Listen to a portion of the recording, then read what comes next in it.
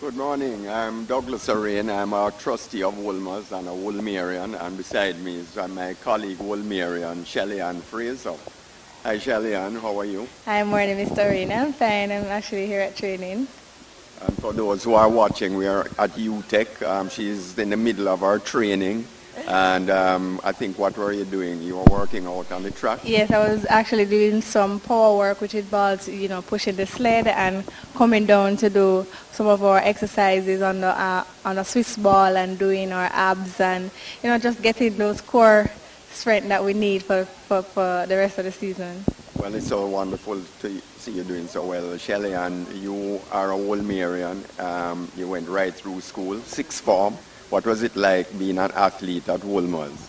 Well, I must say that being a part of Wolmer's High School was one of my fondest memories in every year. It was not only a school, it was my family. It contributed so much to my development as a woman and who I am now. And every time that I spent at Wolmer's was time well spent, meeting new friends, gaining education, not only in the classroom but outside of the classroom, meeting persons who were so concerned about, who you are as a person and where you want to be in the future. And I think Wolmer's plays some of the values and a lot of beliefs that I have now in working hard to achieve, your goals and not looking back, always looking forward. And I think I've always lived up to our motto, which says, Age Quadegis, whatever you do to the best of your ability.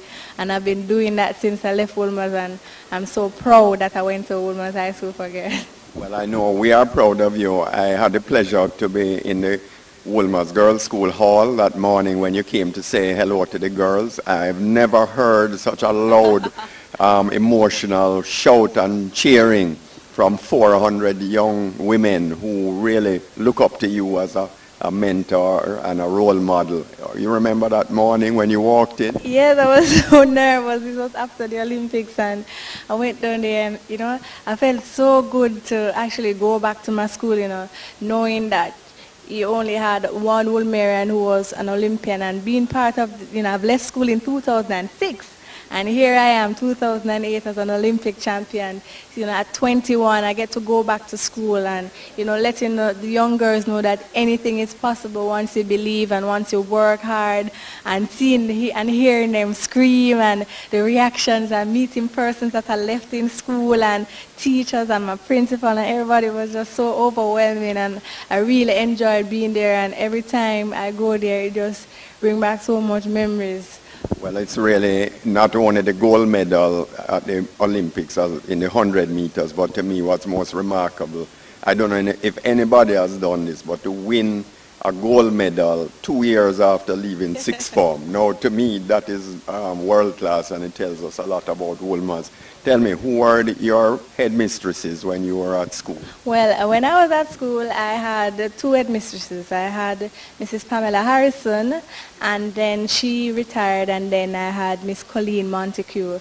So I was privileged to be under two very wonderful headmistresses, and I mean, they were so passionate about what they did, the kind of person they wanted you to be, and, the values and the discipline that they instilled. So it was really good, to actually see the contrast, because Mrs. Harrison has been there for so long, and then here's Mrs. Montague, who is younger, who has, still been involved in teaching, and, to get the two different type of discipline, but was still fundamental in, shaping the person who you are. One of the things I'd ask you is, which Wolmerians are up here at UTech who are part of MVP? Everybody. Joking, but I mean, we are privileged at MVP to have the most high schools from one high school here in this camp. We have Michael Freighter, we have Jermaine Mason, we have, of course, Julian Fort, who just left high school last year, who did so well at Champs, and we have Andre Edwards, we have myself, we have Cardine Copeland, we have our coaches, of course.